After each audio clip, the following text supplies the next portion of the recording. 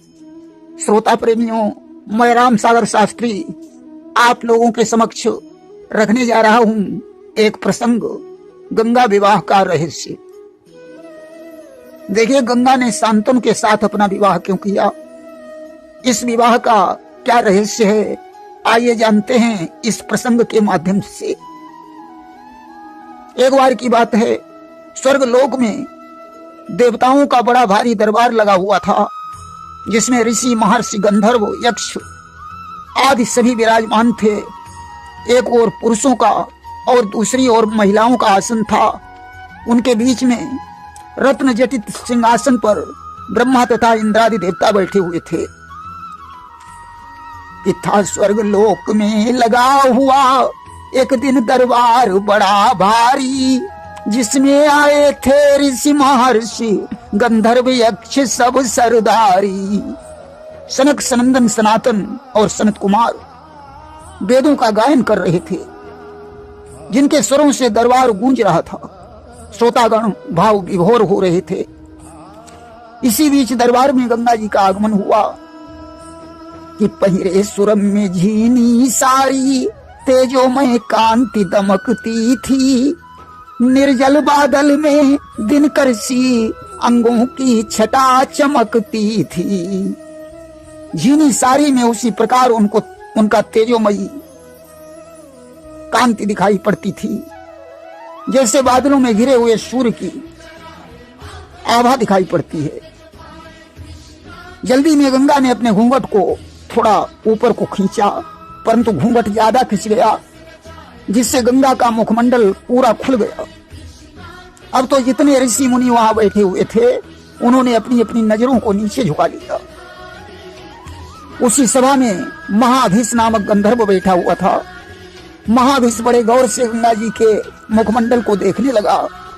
गंगा भी महाभीष की तरफ गौर से देखने लगी। दोनों इतने निर्लज्ज बन गए कि उन्होंने अपनी नजरें नहीं हटाई और एक दूसरे को देखकर मुस्कुराने लगे। कि थे वहीं महाभीष भी बैठे, पर थे विमुग्ध हो ताक रहे। गंगा भी ने देखती थी, दोनों निरलज अबाक रहे। अब तो दोनों की ऐसी असभ्यता पर ब्रह्मा जी नाराज हो गए। उन्होंने ललकार कर कहा, तुम दोनों का यह आचरण अतिशय निंदनीय है, इसलिए मैं तुम दोनों को साथ देता हूं कि तुम्हें अब मर्त्यलोक में रहना पड़ेगा।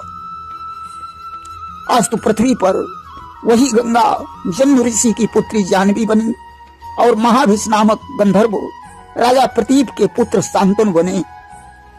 दोनों का आपस में विवाह हो गया। वही गंगा विवाह का दूसरा कारण है कि कौशलपुर के निकट महर्षि वशिष्ठ का आश्रम था। वशिष्ठ जी के यहाँ कामधेनु गाय रहती थी। कामधेनु में एक विशेषता थी कि उससे जो भी कामना की जाती थी, वही वस्तु क्षण मात्र में उपलब्ध हो जाती थी। एक बार की बात है, 8 वसु वशिष्ठ जी के आश्रम पर पहुंचे। उन्होंने वशिष्ठ जी को प्रणाम किया। वशिष्ठ जी ने आशीर्वाद दिया और 8 वसुओं को अपने आश्रम पर ठहरा लिया। कामधेनु से उन्होंने याचना की कि ये बेटी, ये मेहमान बनकर वसु हमारे आश्रम पर आए हैं, इनका उचित प्रबंध करना तुम्हारे ऊपर निर्भर करता है। ऐसी व्यवस्था करो जिससे इनकी मेहमानी में कोई कमी नहीं रह जाए। कि बेटी वसुवृंद पधारे हैं, उनका स्वागत सम्मान करो, रह जाए न त्रुटि मेहमानी में, ऐसा कुछ उचित विधान करो। अब तो कामधेनु ने वशिष्ठ की आज्ञा पाते ही सारी कुटी सुख सुविधाओं से भर डाली। क्षणमात्र में 56 प्रकार का व्यंजन उपलब्ध हो गया। अब तो उस गाय का चमत्कार देखकर वसुओं ने विचार किया कि अगर किसी प्रकार से ये गाय अपने हाथ लग जाए तो सारी चिंताएं समाप्त हो जाएं। इस सोचने लगे चिंता छूटे खाने की और कमाने की, जो ऐसे बूढ़े बाबा से कुंजी मिल जाए खजाने की। आज उन्होंने देव नामक वसु को आगे किया और बोले, जब तक वशिष्ठ जी कुटी के अंदर हैं तब तक तुम इस गाय को छोड़कर ले चलो, हम सभी तुम्हारे साथ हैं। देखिए, वशिष्ठ जी कोई ऐसे वैसे तपस्वी नहीं थे, वे तो त्रिकालज्ञ थे। अब तो ज्यों देव ने गाय को खोला, उन्हें विदित हो गया, वे कुटी से बाहर निकले और वसुओं के इस कृत्य से क्रोधित हो गए कि ध्यान मात्र से खुल गया उस चोरी का हाल, शांति सिंधु में आ गई सहसा क्रोध उबाल। उन्होंने कहा कि हे वसुबंधो, देवता होकर भी तुम्हारी आसुरी वृत्ति है, अब मैं तुम्हें क्षमा नहीं कर सकता हूं।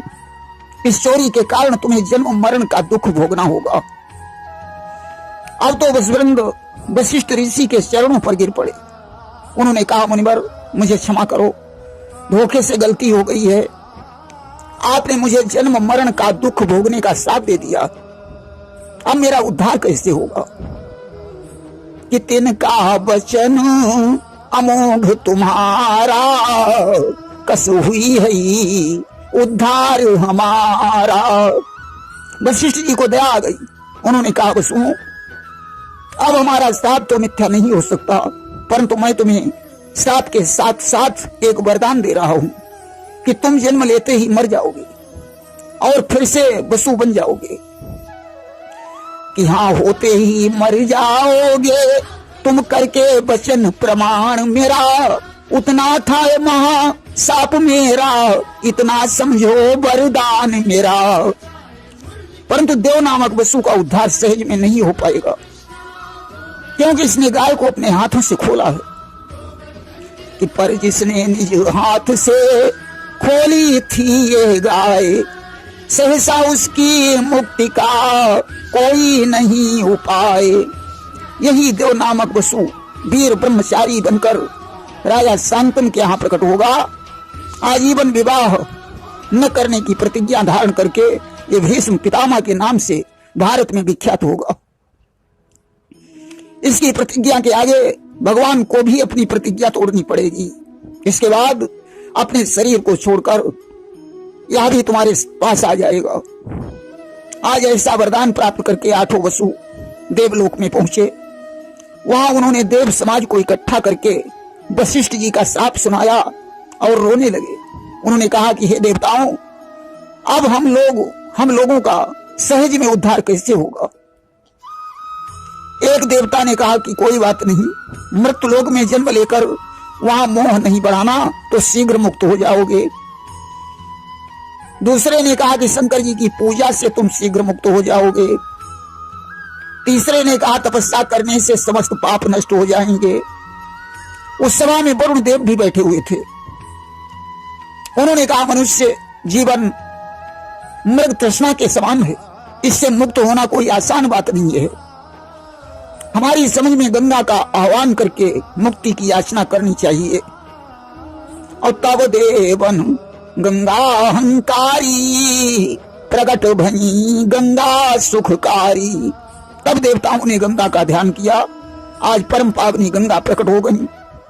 सारे देवताओं ने गंगा को प्रणाम किया। वसुवृंद उनके चरणों में गिरकर विलाप करने लगे। उन्होंने वशिष्ठ जी के श्राप की कहानी सुनाई और कहा, हे मां, हम तीनों का उद्धार अब तुम ही कर सकती हो। गंगा बोली, मेट दूं मैं त्रिताप भवताप, मगर न मेटा जाएगा मुझसे मुनि का साप। गंगा ने कहा, वसुओं, मैं दैहिक दैविक भौतिक तापों को मिटा सकती हूँ, परंतु ऋषियों का श्राप हमारे द्वारा मिटाया नहीं जा सकता है। तुम्हें पृथ्वी पर जाकर जन्म मरण का दुख भोगना ही पड़ेगा। मैं तुम्हारे उद्धार का पूर्ण प्रयास करूंगी, मगर दावा नहीं कर सकती हूँ। अस्तु, आज वसुओं को आश्वासन देकर गंगा जी अंतर्ध्यान हो गई। इधर जब 60,000 सगर के पुत्र कपिल मुनि के श्राप से भस्म हो गए, तो उनके वंशज भगीरथ ने गंगा जी को पृथ्वी पर लाने की प्रतिज्ञा की। उन्होंने भगवान विष्णु की घनघोर तपस्या की। विष्णु ने ब्रह्मा के पास ले गए। ब्रह्मा ने गंगा से भगीरथ के साथ जाने को कहा। उनके वेग को रोकने के लिए भगीरथ ने शिव की तपस्या की, परंतु गंगा जी शिव की जटाओं में लोप हो गई। प्रार्थना करने पर शिव ने जटा से एक बूंद निकाल कर डाल दी, जिससे 3 धाराएं उत्पन्न हो गई। एक आकाश को चली गई, एक पाताल को, और एक मृत्युलोक में भगीरथ के साथ चलने लगी। आगे हिमालय पर्वत ने रोक लिया। तब इंद्र की तपस्या करके भगीरथ ने ऐरावत हाथी के द्वारा पर्वत का खंडन करवाकर गंगा जी को निकाला। आगे चलकर जन्म ऋषि ने गंगा जी को देखा और जय श्री राम करके एक ही अंजलि में सारी गंगा का पान कर लिया। अब तो भगीरथ ने विष्णुदेव का स्मरण किया। विष्णुदेव के कहने पर जन्म ने अपनी जांघ चीरकर गंगा जी को बाहर निकाल दिया, जिससे गंगा जन्म ऋषि की पुत्री कहलाई और उनका एक नाम जाह्नवी पड़ गया। देखिए, गंगा जी ब्रह्मा के कमंडल में रहती थी, क्योंकि भगवान विष्णु ने जब बलि को जांचने के लिए 52 रूप बनाकर बलि से 3 कदम पृथ्वी का दान मांगा था और नापते समय विराट रूप बनाया, एक पैर उठाया आकाश लोक में रख दिया। वहीं सत्यलोक में ब्रह्मा जी ने विष्णु के चरण को देखकर नाखून धोकर कमंडल में रख लिया और उसका नाम गंगा रख दिया कि नख धोई डारी कमंडल लीना और गंगा नाम ता सुधरी दीना। भगीरथ के लाने के कारण गंगा का नाम भागीरथी पड़ा और जन्म की जांग से उत्पन्न होने के कारण इनका नाम जाह्नवी पड़ गया। और इधर देखिए, भारत वंश में एक पुण्यात्मा राजा हुआ जिसका नाम प्रतीप था। इस पुण्यवान भारत कुल में श्रीमान एक कुलदीप हुआ, जो धर्मध्वजी और तपसी था, जिसका शुभ नाम प्रतीप हुआ।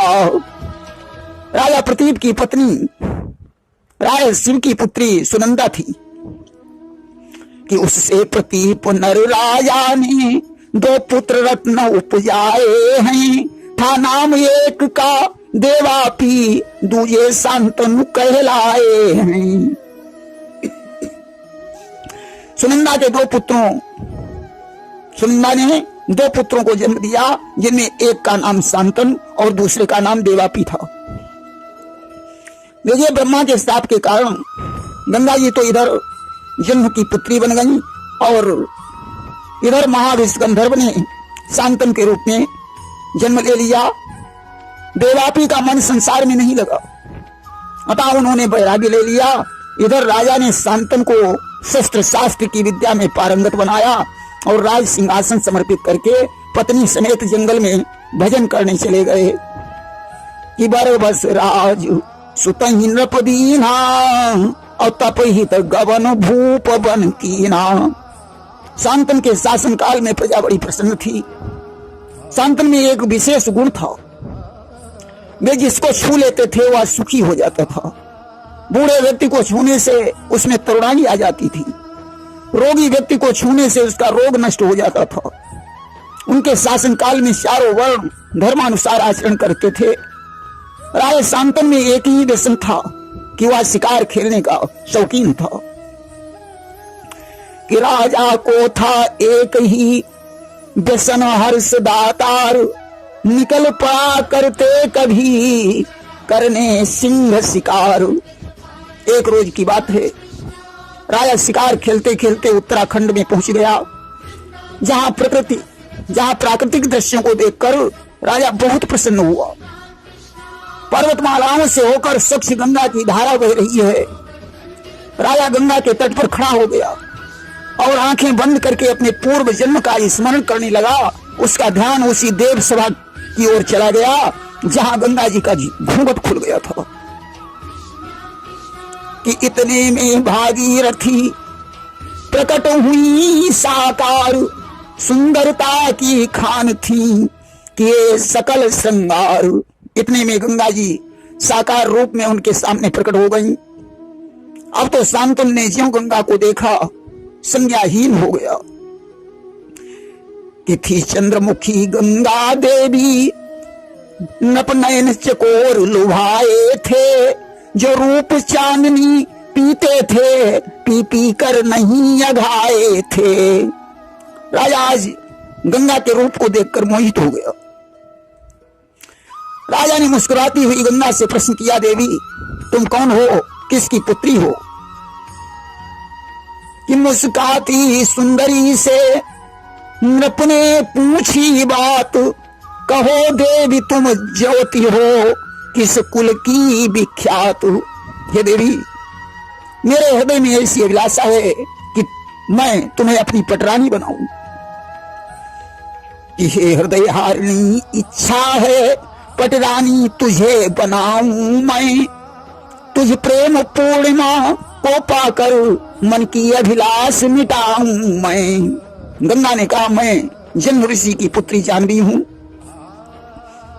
मेरा भी यही विचार है कि मैं आपकी पटरानी बनूं, परंतु मेरी एक शर्त है, मेरे जी में जो आएगा मैं वही करूंगी, आपको रोकने का अधिकार नहीं होगा। कि जो चाहूंगी करूंगी निज इच्छा अनुसार, तुम्हें रोकने का नहीं होगा कुछ अधिकार। जिस दिन आप मुझे रोकेंगे उसी दिन मैं आपको छोड़कर चली जाऊंगी। शांतनु ने गंगा की शर्त को स्वीकार कर लिया। आज तो गंगा के साथ शांतनु का विवाह हो गया। कुछ समय के बाद गंगा ने एक पुत्र को जन्म दिया और जन्म देने के बाद उसे धारा में प्रवाहित कर दिया। धीरे धीरे 7 बच्चे धारा में डाल दिए, यानी 7 वसुओं का उद्धार कर दिया। 8वें गर्भ में देव नामक वसु आ गया। गंगा ने जब उसे भी धारा में डालना चाहा, अब तो शांतनु से नहीं रहा गया कि बोल उठे ललकार कर, हो अत्यंत अधीर, खबरदार इस पुत्र को नष्ट न कर बे पीर। शांतनु ने डांट कर कहा, अरे दुष्टा, तू कैसी मां है, तूने 7 बच्चे मार डाले, अब इस बालक को मैं नहीं मरने दे सकता हूं। गंगा ठहर गई। उन्होंने कहा, राजन आपका वचन भंग हो गया। मैं गंगा हूं, इन वसुओं का उद्धार करने के लिए और ब्रह्मा जी के शाप के कारण मुझे आपसे विवाह करना पड़ा। अब मैं इस बच्चे को नहीं बहाऊंगी। या देव नामक वसु है, मैं इसे लेकर स्वर्गलोक को जा रही हूं, इसके बाद तुम्हें वापस कर जाऊंगी। गंगा स्वर्ग को चली गई। शांतनु बड़े दुखी हुए। धीरे धीरे उन्होंने सारी घटनाएं भुला दी और राजकाज देखने लगे। एक बार शांतनु शिकार खेलते खेलते गंगा के किनारे पहुंचे। देखा गंगा की धारा सूखी पड़ी है। आगे बढ़े तो देखा एक सुंदर रूपवान प्रतिभाशाली बालक खड़ा है, जो बाणों पर बाण चलाए जा रहा है, जिसने बाणों से गंगा की धारा को रोक दिया। इसके बाद उसने बाणों को काटकर धारा को मुक्त कर दिया। इतना करने के बाद वो बालक अंतर्ध्यान हो गया। राजा चिंता में डूब गया, वहीं बैठ गया। थोड़ी देर के पश्चात उसी बालक को गोद में लिए हुए गंगा जी प्रकट हो गई।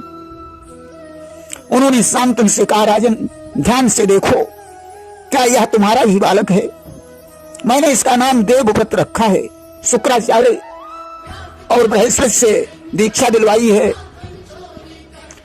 कि बल विद्या से संपन्न पुत्र देती हूं, तुम स्वीकार करो। इस होनहार बालक द्वारा भारत गौरव विस्तार करो। आज गंगा ने बच्चे का मुख चुंबन कर आशीर्वाद दिया और अदृश्य हो गई। इधर पुत्र को लेकर शांतनु घर लौटे।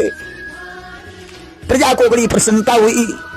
आगे चलकर देवव्रत भीष्म पितामह के नाम से प्रसिद्ध हो गए।